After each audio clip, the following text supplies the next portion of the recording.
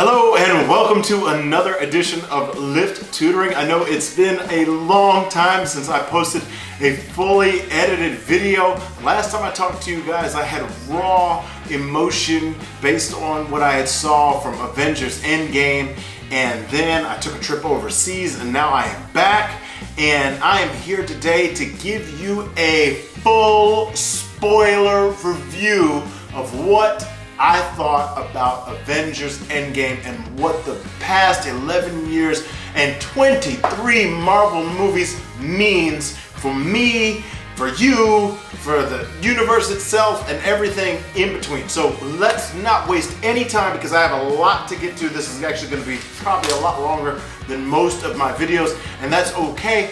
And so if you have not seen Avengers EndGame yet, you need to turn this video off. You need to go watch Avengers EndGame and then come back. I have warned you. This is a warning. It's a spoiler review. Spoiler-filled review. I don't know how many other ways I can say it. It's a spoiler-filled review brought to you by L.I.F.T tutoring. Before we get started, I want to remind everybody, Estelle and Gustav is available for purchase on Amazon.com. Click the link in the description below and you can get your own copy.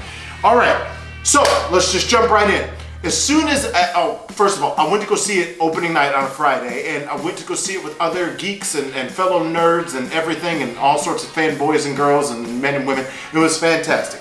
And after, and even getting into the movie, starting the movie, it was interesting because there was no build-up. It just jumped right in. It jumped right into Clint Barton and how and where he was when he lost his family. Clint Barton was also Hawkeye. So that was interesting that it just jumped into a scene without giving us any heads up. During the opening logo, when it said Endgame, you could feel the energy in the movie theater come to this rise of, oh my goodness, this is what we've been waiting so long to see. For people as old as me that started in the very beginning in 2008 with the first Iron Man, I have been waiting for 11 years for this culmination. For people that are younger and they've saw all the other movies, they've just been waiting for this movie to come out, and Marvel did an excellent job hyping up the movie. As of the last time I checked, it's closing in on Avatar's overall The interesting thing, I thought in the very beginning, it just jumped right in. We need to go get Thanos. And so they went to go get Thanos. And Thor cuts Thanos' head off. That was the first big, oh, I thought this movie was supposed to be 3 hours long. What could possibly take another 2 hours and 45 minutes? We've just jumped into this. And then 5 years goes by. And to my recollection, in the Marvel Cinematic Universe, we haven't really had a jump in time such as that. Yes, we've gone back in time to tell Captain America's story. We've had prequels to tell Miss Marvel's story. But there hasn't been anything that's been so off of the timeline of the normal today time that has happened so quickly in one movie, and they just skipped 5 years.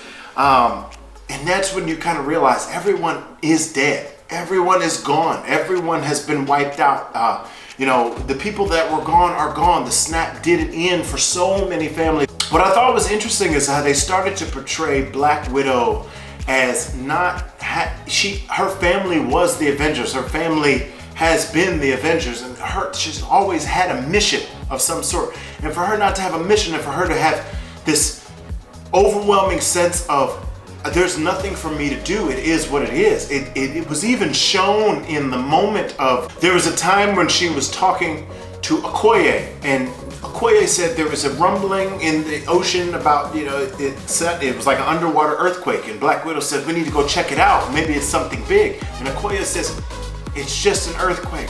We don't need to check every single thing out. And you could see there Black Widow's life and her purpose seemed to be, she didn't know what her purpose was outside of the Avengers and saving someone. Then, you know, you jump and Iron Man has a kid. Oh my gosh, his dream was coming true. This is a little bit of foreshadowing because he had the visions about everybody being dead, and back in the second Avengers during Age of Ultron, and it goes to show that whatever Tony's feeling in his gut seems to be happening, right? And then we get to see Fat Thor. Oh my goodness, everyone, the theater just got sort of, what's going on? Thor was Thor. He was, it's Thor. You know, it just, and to see him fat and slovenly and drunk all the time and just, and not himself was a sight to behold. And I know there's a few people who said, man, I can't believe Marvel portrayed Thor like that. And Thor, what a bum for doing that. But think about what Thor went through. Thor lost his mother. Then he lost his father. Then he lost his brother. Then he lost some of the warriors before he lost most, if not most of Asgard. This man, this one character in these films has suffered the most when it comes to all the people that he's lost along the way. When you look at most of the other Avengers, the number of people that they cared about, not that many people had passed away and died compared to what Thor went through. So the fact that he turned into someone who was drunk all the time and slovenly and didn't want to run Asgard, a good choice of where they took the character. I love that Valkyrie came out, it wasn't a grandstanding, it was just Valkyrie's here. And thank God Valkyrie was there, because more on that later in the fact that Valkyrie is still going to be part of the MCU. Obviously, it goes without saying, the Stan Lee appearance was one to behold, and it wasn't that it was anything special. It was just in the theater, people cheered and whooped, and you know, because for Stan Lee to not be able to see it physically come to a culmination of all the universe that he had built is sad and bittersweet all at the same time, because he would have been very proud. The next big thing you see is Professor Hulk. And there's a few people who were like, whoa, I'm not really sure if I'm ready for this version of the Hulk. But if you look at the comics, this was bound to happen in the MCU. And I'm glad it happened now rather than later. And it brings Hulk's story arc to a culmination, because Marvel did not have the rights to make a full-on Hulk movie because Universal would not allow them to make it rolling it in with the Avengers like they did. So just to see him kind of have his arc come all the way through was something beautiful. I believe that the MCU's explanation of time travel was well done. Was it a little confusing, such as when Nebula was able to see what she had recorded almost on the same timeline, even though it was the same network, but it was two different nebulas? Yes, that was confusing. But for the most part, Marvel played by its own rules. It actually abided by its own rules when it came to time travel, so I thought that was fantastic. Jumping back and when Tony Stark got to talk to his dad, I thought that was intriguing, because if you remember back in Iron Man 3, where Tony had the technology where he could go back and go into memories and actually live out memories and see them, you could tell in a way, there was a small hint that he really missed his parents. And to be able to see Howard Stark and Tony meet, and Tony kind of realizing this was going to be the last time he was going to be able to see his dad, it was beautiful. This is what the movie has been building up towards. There was a culmination and a closure with so many different storylines. The next part of what happened when Black Widow and Hawkeye had to go to to get the Soul Stone, it didn't do a lot for me. It did enough for me when I realized that Black Widow was gone, that she had to sacrifice herself. I really wanted it to be Clint, but I understood why it couldn't be. And I really understand why Black Widow believed that it's her that needed to be the one sacrificed. And there's a finality of it because she's gone. And of course, you know, there could be different things that we'll talk about later, but she's gone, and there's not any bringing her back. And I guess that I don't know of anyone who is that attached to Black Widow for it to be a big deal, but I get why it happened. Again, that's kind of a closing out story arc between her and Hawkeye. It's a theme that's running through this movie. Marvel really took care to tell the characters' stories, whether it was a complete movie or flashback or whatever it was, but just kind of bringing it all together in this movie. This was more than just an end to the last movie. This was an end of an era for what had been many characters starting and then ending in this, their start point and their end point in this movie. There was so much that just built up here. Thor getting his hammer back was huge. The crowd, the theater audience that I saw the movie with, they flipped out when Thor got his hammer back. It wasn't, you know, anything necessarily that was this big battle that happened, but it was just Thor saying, I wonder if I still got it. I wonder if I'm still worthy. And when he was, the happiness on his face and him being able to see his mom and talk to his mom, and his mom knowing he wasn't from the same timeline. Again, this movie was beautiful. It was beautiful. It was gorgeous, and they took care to tell these characters' stories correctly. After they gathered all the Infinity Stones and Tony helped make the glove to hold the Infinity Stones, when Hulk snapped, to realize how much it damaged the Hulk was kind of a testament to realizing how strong Thanos really is. Because for him to be able to take all that power and take the snap when Hulk could barely contain himself, even in the form of not angry Hulk, he had figured out his Zen.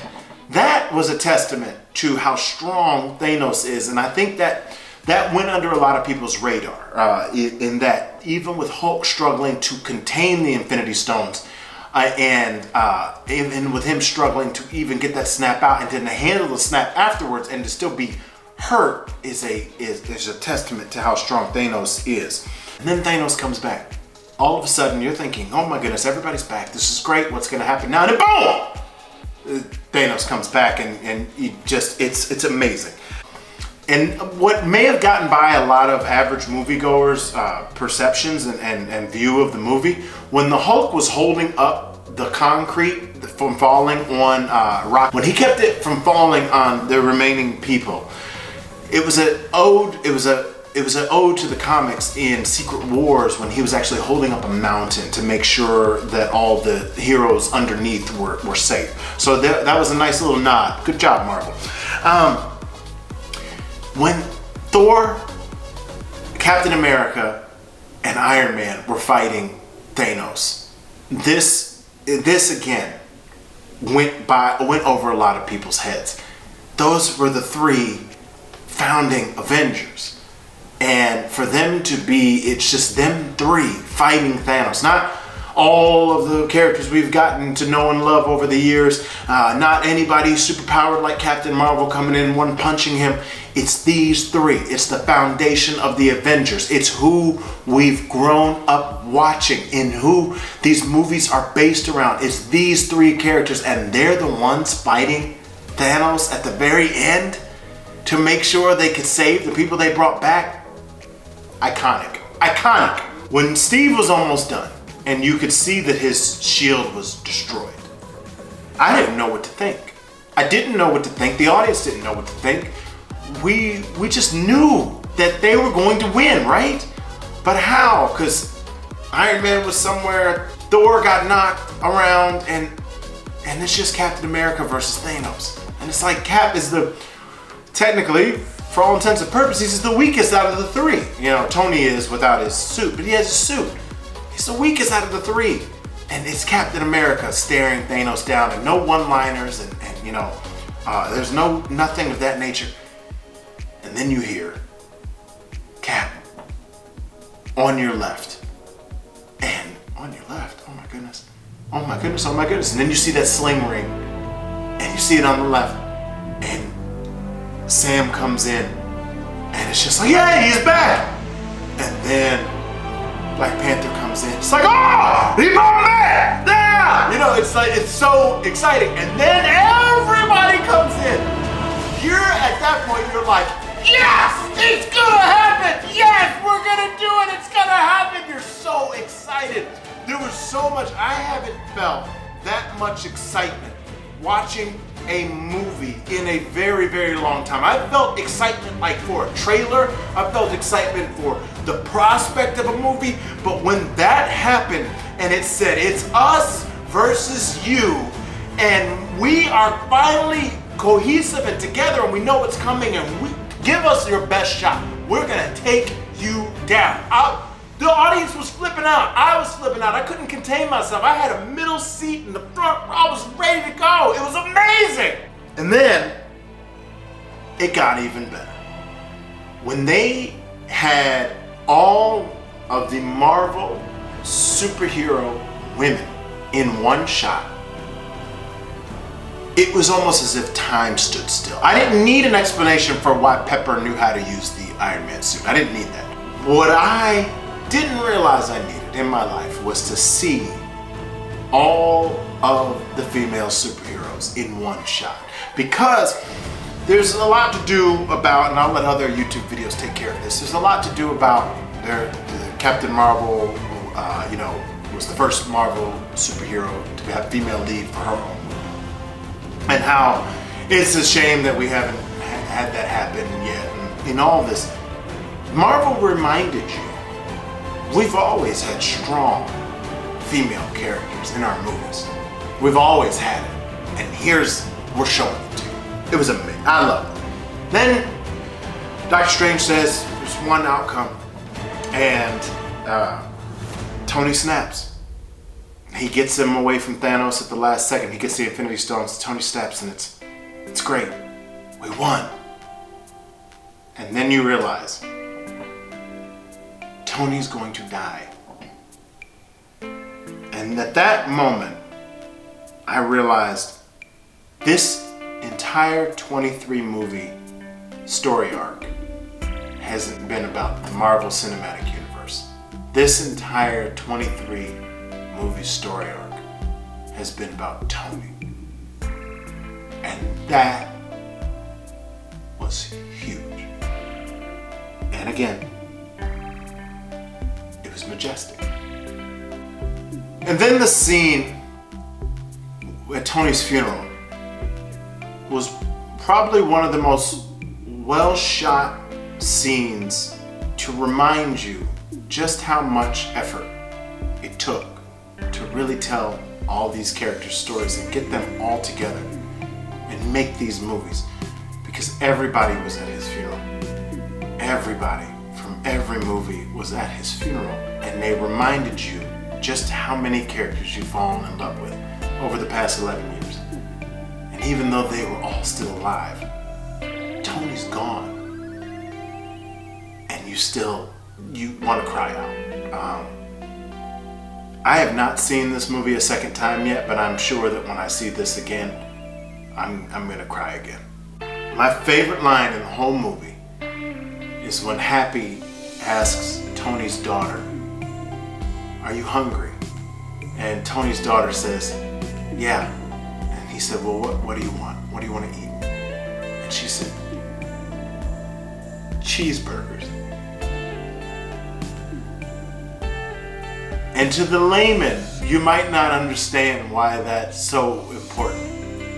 But on the very first Iron Man, before the MCU even knew that they were going to exist, before Disney bought them, before it was proven that you could actually make a great superhero movie with a B-list character, there was Iron Man 1. And after he got rescued, he got back to the States. And they said, "Tony, we need to," and he said, no, we don't need to do anything. First, I want a cheeseburger. It all came full circle. And again, all these superheroes are still alive, and Tony's gone. But the most beautiful thing may have been Cap being able to live his life out with Peggy Carter. As much as I'm sure enjoyed living in 2024, according to the timeline, and as much technology as was available, Cap never felt like he was at home. And he was asleep while all of his friends lived and died. He never got to say goodbye to them. And the time travel not only helped him set things right, but it helped him go live his life with the woman that he loved and that loved him. And it had to be agonizing for her to lose him. So even though that scene is going to be analyzed for a long time about the validity of how that could happen, whether Marvel broke its own time travel rules or not, that was the perfect setting off for Steve. So in one movie, they had managed to round out all the characters' stories and still make you feel for the two characters I thought were gonna die. I really thought Steve was gonna die. I thought maybe Tony would die. But the fact that Tony died made more sense. And the fact that Steve got to live his life out made more sense. And then seeing that Thor can start a new life and he doesn't feel as if he needs to be the king of anything or over Asgard, and he's trusting Valkyrie with it, another strong female lead character who's going to be over Asgard. Thor gets to go find himself too. So, all three Avengers, in their own way, finally got to rest. It was beautiful. It was beautiful. So after the credits, I'm expecting there to be something. I'm expecting them to introduce that the Snap did something to the universe, and maybe now the Fantastic Four are back from space or somewhere. Or maybe the Snap left everything so messed up that they created mutants. And so I was waiting for the X-Men. And there was nothing after the credits. And I understood why. It's just like when Logan and Wolverine, when there was nothing after those credits. This was the end of that. And it's bittersweet. And as a send-off, I love what the movie did, where they had all of the characters, all the actors and actresses who have been a major role in all of these movies sign their name, and they saved Robert Downey Jr. for the end, and people couldn't stop clapping. It was a fitting tribute to the end of a project that had never been done or thought that it could be done before in the history of movies. And this is why this is so important.